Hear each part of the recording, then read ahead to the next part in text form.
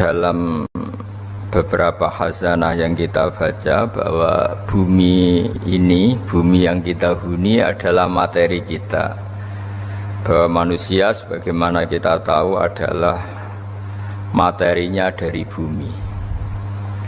Sehingga karena sekarang manusia bisa berpikir, bisa olah otak, bisa olah perilaku, sebetulnya yang dialami bumi juga sama. Sehingga bisa saja teman-teman yang di Jerman, yang di Belgia dan di beberapa negara Eropa itu mungkin mustajabnya bumi, lama sekali berdoa ingin di situ ada tempat sujud.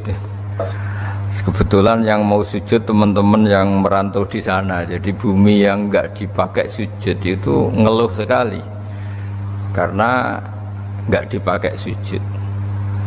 Sehingga dalam Islam yang membedakan dengan agama lain diantaranya kata Rasulullah SAW, agama ini adalah ju'ilat lanal ardu kulluha masjidan. Jadi semua bumi Allah adalah sah sebagai tempat sujud. Di mana zaman itu agama-agama lain masih mengharuskan ritual tertentu harus di tempat ibadah. Jadi kalau Islam membolehkan sholat di pabrik, di lapangan, di mana saja tempat itu suci, oleh Islam dibolehkan sholat. Disebut ju'ilat lanal ardu kulluha masjidan. Jadi semua bumi bagi umat ini semuanya sah dipakai tempat sujud. Lalu makna sujud sendiri ini perlu dicatat. Makna sujud sendiri adalah tauhid. Jadi sujud itu kalau fisik adalah meletakkan anggota tujuh. Jadi kalau ahli fikih menekuni sujud itu apa? Watul jabha, watul yadain, watul qadamain, watul badan, watul qadamain. Sehingga di situ disebut saya kata Rasulullah diperintahkan sujud melibatkan tujuh anggota, yaitu al-jabha, al-yadain, terus ar-rukbatain, al-qadamain. Ada anggota tujuh yang harus sujud. Lalu kemudian banyak ulama yang mengatakan lalu baik mana sujud di masjid sama di luar masjid. Biasanya ahli fikih menjawab al-fadilah al-muta'alliqah bidzatil ibadah, kualitas sujud itu sendiri, kualitas sholat itu sendiri itu mengalahkan kualitas yang berkaitan dengan tempat dan waktu. Ini penting saya utarakan supaya kita nyaman, kita punya status, kita punya identitas di depan Allah Subhanahu wa Ta'ala. Pernah ada periode di mana Rasulullah itu gak bisa sholat di Masjid Haram karena diembargo oleh kafir Quraisy yang zaman itu sebagai penguasa Masjid Haram. Justru Nabi yang kekasih Allah, orang terbaik, bisanya sholat itu di Aqobatu Mina, di Aqobah, di lereng-lereng gunung seputar Mekah. Tapi itu tidak akan mengalahkan orang kafir yang ritual di Masjid Haram zaman itu, karena dengan cara yang salah. Utama Nabi yang ritual sholat secara benar meskipun nggak di Masjid Haram. Sehingga itu bukti bahwa ibadah yang fadilahnya terkait dengan pemenuhan syarat dan rukun itu lebih utama ketimbang ibadah di tempat terhormat tapi tidak memenuhi syarat dan rukun, di mana zaman itu pelakunya adalah orang-orang yang salah. Zaman itu disebut wa makana sholatuhum indal baiti illa muka'aw wa tasdiyah. Kenapa saya bikin mukaddimah demikian? Supaya teman-teman yang di Belgia, di Jerman, antara membangun masjid fisik dengan sekaligus membangun atau mengajarkan atau bikin komunitas di mana orang sholat itu sekaligus benar. Jadi jangan sampai desain masjidnya benar, kiblatnya benar, terus syiarnya benar, kemudian cara sholatnya itu salah. Salah itu bisa karena tidak memenuhi standar fikih atau tidak memenuhi standar ilmu hakikat. Sehingga saya di sini sebagai orang yang peneliti fikih, saya mohon semohon-mohonnya, andaikan ada anggaran bangun masjid itu misalnya 1 miliar, saya membayangkan itu ya angka yang sama, meskipun kita tidak ingin ustadz-ustadz itu matre, untuk biaya supaya orang sholat itu sekaligus benar. Tapi tidak harus bentuknya misalnya dikasihkan ustadznya atau mubaleknya atau pemandunya, tapi bahwa proses itu harus dibiayai. Meskipun alhamdulillah tanpa dibiayai panitia, orang-orang sudah berusaha benar dalam sholat lewat pelajaran dari beberapa kiai, beberapa guru. Saya beri contoh misalnya begini, saya sering ngeluh ya, ada masjid itu bagus, semuanya bagus, fasilitas fisiknya bagus, tapi dengan cara sholat yang salah. Mungkin akhirnya membingungkan kiai-kiai karena harus nyari kaul-kaul yang paling doif, yang paling lemah untuk mengesahkan cara sholat yang seperti itu, karena sholat yang standar gak diajarkan secara benar. Misalnya sujud tadi yang saya beri contoh,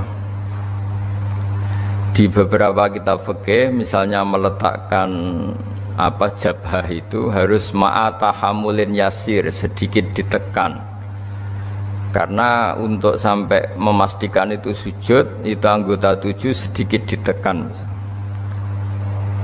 Dan ditekan ini penting karena supaya keterikatan manusia dengan bumi, dan bumi ini penting juga jadi tempat sujud karena yang jadi saksi kita saat di akhirat.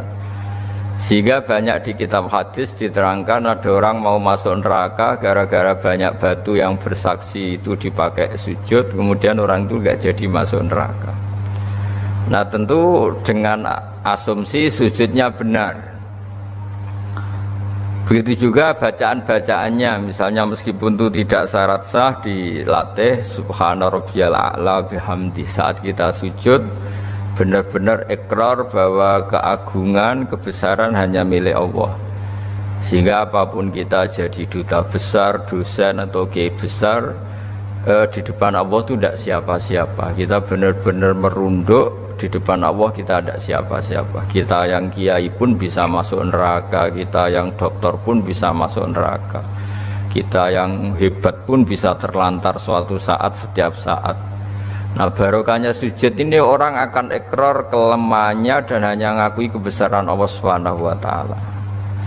Ketika mental ini nyata-nyata dihayati, maka di luar sholat dia akan berperilaku tawadhu, simpatik, sehingga keberhadiran dia rahmatan lil alamin.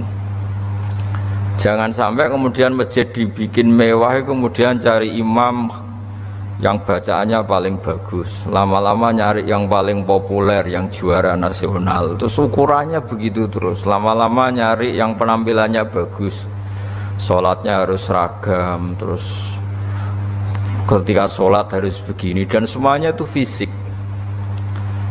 Jadi saya ngapresiasi semua pembangunan masjid fisik, tapi saya mohon semohon-mohonnya kaifiatul ibadah bistifai syurutiha wa arkaniha, ya, cara-cara beribadah dengan memenuhi syarat dan rukun harus terpenuhi. Sehingga dulu zaman Nabi itu masjid itu sederhana, tapi Nabi itu luar biasa ngajari sholat, sampai beliau meraktekkan sendiri. Ketika ada seorang Arabi, seorang kampung datang, ya Rasulullah bagaimana saya sholat? Kamu silahkan nginap di sini 3 hari, kemudian terus melihat saya sholat. Terus Nabi terakhir ngendikan, shollu kama ra'aitumuni usolli, kamu silahkan sholat sebagaimana kamu melihat saya sholat. Dan ada lagi yang dilatih Nabi, sholatnya salah kemudian disuruh ngulang lagi. Idza sholaita fakabbir, kalau kamu sholat takbirnya begini, baca Fatihahnya gini, rukuk begini, i'tidal begini sampai selesai. Sehingga saya harapkan dari ibadah yang benar ini, kemudian teman-teman yang ditakdir waktu sholat masih di kampus atau di tempat kerja atau pas waktu sholat masih di mana saja, itu kualitas sholat itu kualitas yang utama, karena fadilahnya, keutamanya al-muta'alliqah bidzatil ibadah. Memang kualitas sholatnya itu yang bagus. Jadi saya ulang lagi, kualitas sholatnya yang bagus sehingga memenuhi keinginan Nabi, ju'ilat lanal ardu kulluha masjidan, semua bumi Allah ini dijadikan Allah sebagai tempat sujud. Sehingga ketika kita benar-benar sujud dengan makna yang sebenarnya, maka sholat ini benar-benar nanti tanha anil fahsya'i wal munkar. Apalagi kalau sujud kita sampai nganggep itu nikmat terbaik. Saya berkali-kali bilang, suatu saat ketika kita di akhirat dan kehidupan kita difilmkan ulang oleh Allah Ta'ala, disyuting ulang oleh Allah Ta'ala, dan kita menyaksikan mungkin kita sedang di kafe, mungkin kita sedang guyon, sedang tidur, sedang sepak bola. Pasti paling kita tidak malu ketika itu diulang ketika kita sujud. Sehingga cerita-cerita di mahsyar, cerita-cerita orang ditahan di mahsyar, itu kata Rasulullah SAW, ketika umatku ada yang banyak masuk neraka, itu yang enggak dimakan oleh api neraka itu adalah tempat-tempat sujud. Wa innan nara lam takul athar sujud, api tidak akan membakar fisik atau anggota tubuh yang dulu di dunia dipakai sujud. Kenapa saya menitik beratkan ini? Supaya kita kalau baca Quran, ya kita tadi menerangkan banyak Quran, misalnya wasjud waqtarib, kalau sudah berani sujud ya harus sampai dekat Allah.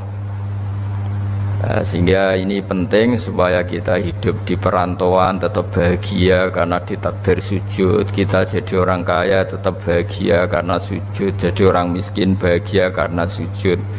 Jadi siapapun kita bahagia karena sujud. Karena